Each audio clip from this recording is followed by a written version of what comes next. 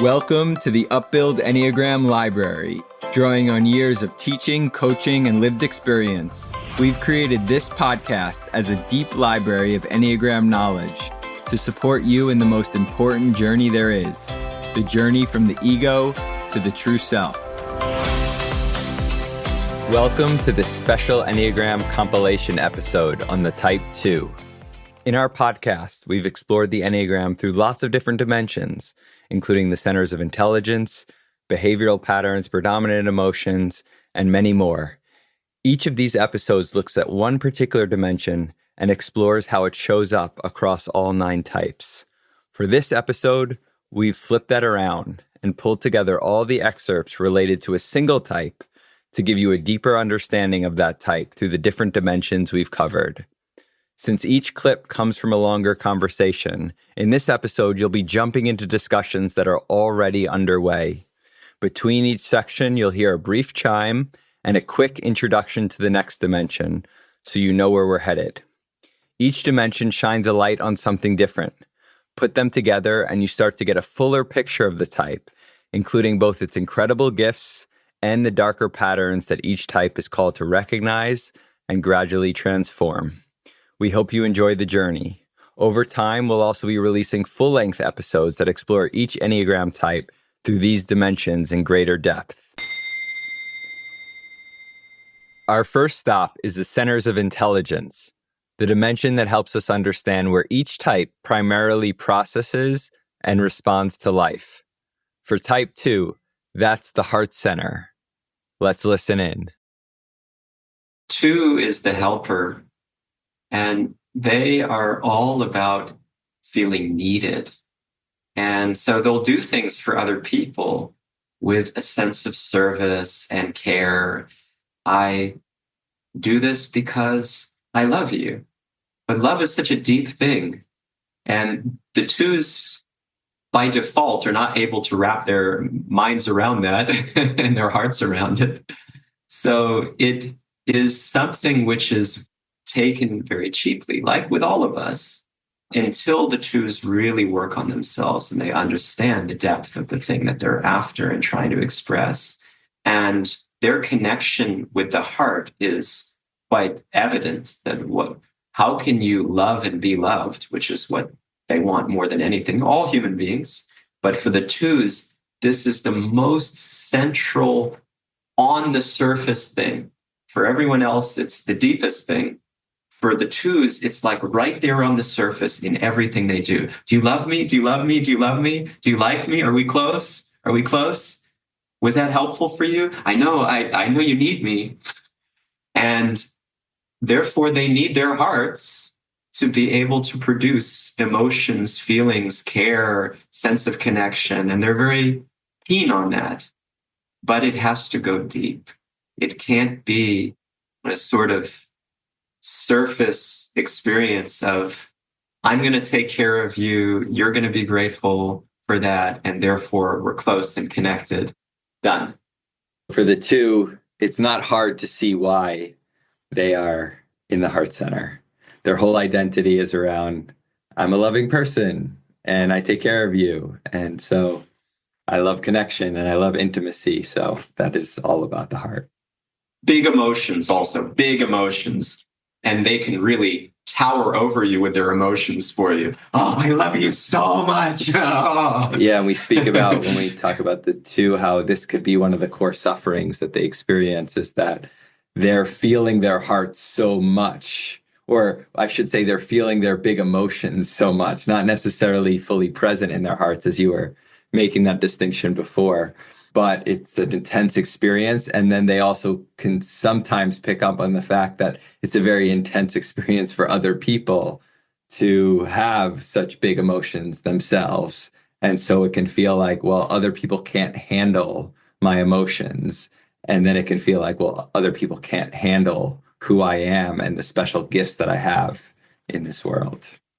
When they're aware of that, yes, when they're aware of that. Unfortunately, awareness is hard to come by for all the types. And so the 2 is no exception. And they can really miss the cues. The irony of ironies is that they're all about attunement. And they have this special gift to be attuned. but it often shows up in terms of what will make you need me or what will make me think that you'll need me more than actually what is your experience of me and how can I really best serve you. Our next stop is behavioral patterns. This dimension explores how each type tends to move through the world.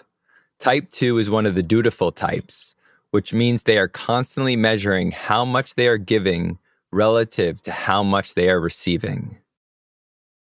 The dutiful types are defined by constantly measuring how much I am receiving from people so that I can then calibrate to make sure that I give always just more than I'm receiving or as much as I can so that I'm worthy. The idea is if I receive more than I'm giving, then I'm unworthy. And this is what constitutes my sense of well-being as a dutiful type, that I'm always trying to make sure that I am responsible in that way. And really, you can see this as an obedience to a higher order. The dutiful types are all in different ways obedient to some higher order. They subordinate themselves to something that is bigger than them, and they want to make sure that they live up to that. So the dutiful types, they fit squarely in the middle of the solid ego boundary and the perforated ego boundary. We will call it a thin ego boundary. Their ego boundary is thin. It's not perforated, letting everything in and having free flow. It is completely closed, which is very significant. And yet it is not so solid and thick. So there is an interesting middle ground. That doesn't mean, oh, they're the healthiest, they have the ideal optimal situation, they got the balance right. Not at all. Not at all. It has its own complexity. Essentially, you could say they're still impacted by the world and by themselves inside, but not as much.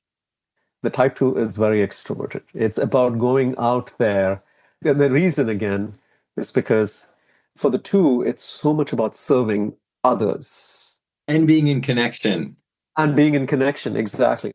What I am subordinating myself to in the ultimate is actually love. That's the thing. For the 2, it's even more direct. Well, if I am not doing more for other people, how can I even be the helper? So it gets relativized for all the Enneagram types. But for the 2, and you'll see that the 2s get very uncomfortable when others around them are serving them. I have seen this. I have a 2 wing. I've seen this in myself. If somebody gets up from the couch and goes to wash the pots, I get physically disturbed. I want to actually just sit back and relax because I've had a long day. But now I feel the compulsion to get up and go and help the person.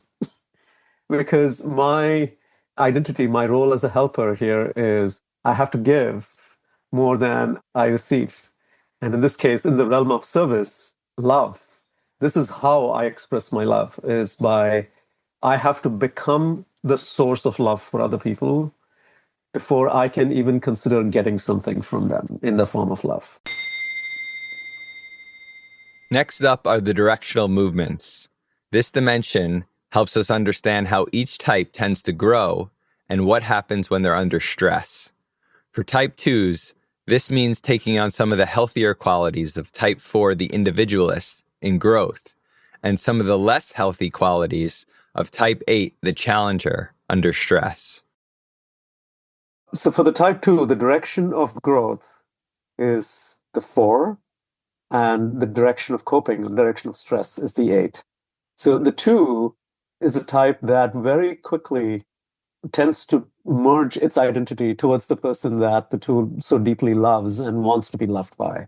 So I don't have an independent identity outside of the identity of that person or a group. When they grow, they take on the qualities of a 4, where my sense of identity, just like the 4 would, that my unique individual identity is so critical and important. The 2 begins to own my own personal identity, there is a way in which I can draw healthy boundaries because of that. Now, in the direction of stress, the 2 goes to the 8.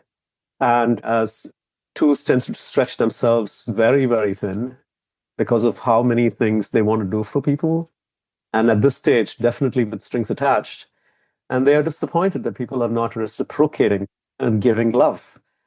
And the resentment builds up to a point where then it explodes. They feel like a doormat. They feel being treated like a doormat. And then it comes out in a very explosive form, like an 8 would express its anger. Now let's turn to the predominant emotions, the dimension that helps us understand the core emotion that each type most centrally experiences. For type 2s, that predominant emotion is shame. Along with that comes a core mantra shared by the types in this triad. See me the way that I want to be seen. See me the way that I want to be seen. So the type 2, see me the way I want to be seen. I want to be seen as the most loving, most connected person. And when I'm not seen that way, or when I feel disconnection from someone else whose connection is very important for me, I feel I am unlovable. That is where I go. And going back to the basic fear of the type, for the type 2, the basic fear is I'm unlovable. And even deeper than that, there is no love to be had. And when I feel unlovable, unworthy of love, what is the emotion that I'm experiencing? It's the emotion of shame. So now, many times, 2s will say that they become very angry at people. They will say they feel angry when they are not reciprocated to. They feel angry when they feel treated like a doormat. And the reason why the anger comes out is when I feel treated like a doormat, I actually feel unworthy of love. That is shame. And coming from that shame is a reaction to the world, which may show up as anger. Next up are the wings. Here we explore the differences between a type 2 with a 1 wing and a type 2 with a 3 wing. The distinction between the 2 with the 1 and the 2 with the 3, there is an inner compass that is driving a 2 with a 1 from a point of view of adherence to a certain principle and values. A 2 with a 3, the entire center of gravity is outwards. It's about my environment. It's about the people in my environment. It's about my contribution. The entire sense shifts outwards. And there is a lot more energy of wanting to win people over, because both the 2 and the 3, the helper and the achiever, have a strong social sense to them. You will see the energy to being very extroverted. The 2 with the 3 is on the spectrum of extroversion and introversion. It definitely is strongly extroverted. Next is parental orientation, which looks at how each type relates to the nurturing and/or the protective functions in their life. For type 2s, there is a rejection of the protection function. The type 2 is the rejection of the protective. Now, since I reject the protective, again, the protective discipline, move this way, move that way, giving the direction, that energy is like, I don't like this. I can't speak this. And so what I have to do is overdo the other. I'm going to be the loving one, the caring one, the one that is really soft. And that's when we get the type 2. Next up are the harmonics. This dimension explores how each type typically responds to conflict and tries to resolve it. Type 2 belongs to the positive outlook harmonic, which means they tend to invest heavily in seeing the good and orienting toward that. The 2, the helper, relates to this harmonic by saying, oh, you're so wonderful. You're so good. We don't have to have any conflict around things. I can be there for you. Whatever you need, I can take care of it. Positive. Now let's go to the Achilles heel. This is the dimension on the Enneagram that shows us the one thing that each type cannot accept about itself and how that becomes their undoing. For type 2, it's I cannot accept my own neediness. I cannot accept my own neediness. The type 2, I can't accept my own neediness. And we have observed this consistently in our workshops as well. When you talk to a 2, the word need and the word needy are essentially the same. We all have needs.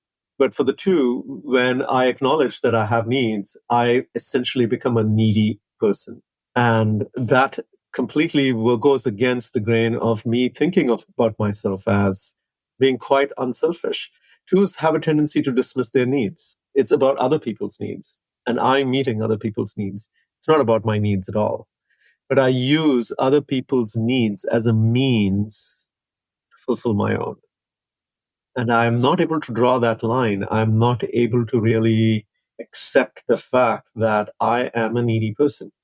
And when I resist this, then I make it all about the other.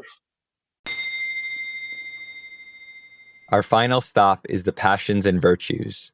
This dimension explores both the emotional trap that keeps each type stuck and the quality that naturally emerges as the ego begins to loosen its grip. For type 2, the passion is pride, and the virtue is humility. The passion for the type 2 is pride. And this will be very surprising. And they themselves are very surprised when they learn about the passion for their own type, because the type 2 doesn't come across as proud. Yeah, that feels like the passion for the type 3. We'll come to that. It has a very specific flavor. I would say pride is underselling the type 3. But for the type 2, because they express themselves as wanting to serve other people, so how can someone who is serving be proud? But the suffering behind this sense of service is that I am the source of love. Only I can give it to you. And when you take it even deeper, 2s tend to deny their own needs. They behave as though everybody else around them have needs, but they are above it. That is the pride. That's the pride. Okay. But it's disguised, which is why it's so hard to understand. Luth it out. Yeah. And that's the beauty of understanding the passion and the virtues, is the suffering is so deep that sometimes it defies the way the type presents itself. But that is the reason why the type is going through the suffering, is the passion of the type. So for the type 2, it's pride. And the virtue is the opposite of pride, which is humility. Now, 2s, again, will say, well, they naturally come across as humble people, that they only want to serve somebody else. But the humility here is the recognition of my own human limitations, the true acknowledgement that I have needs. And it can feel so hard for the 2, because subconsciously they want to be the source of all love. And when I have needs, how can anyone love me? But the understanding that I have needs and the learning how to ask for my needs to be met is the practice of humility, which is very antithetical to how the type 2 wants to show up. Because if they are asking for help, their entire sense of identity of being the helper is obliterated. Thanks for listening to the Upbuild Enneagram Library. Upbuild is a leadership development company that offers workshops, coaching, and other services to help you on the path towards being your best self, free from the shackles of the ego. To learn more about our work, visit our website, upbuild.com, and sign up for our newsletter to gain access to podcasts, reflections, and upcoming events.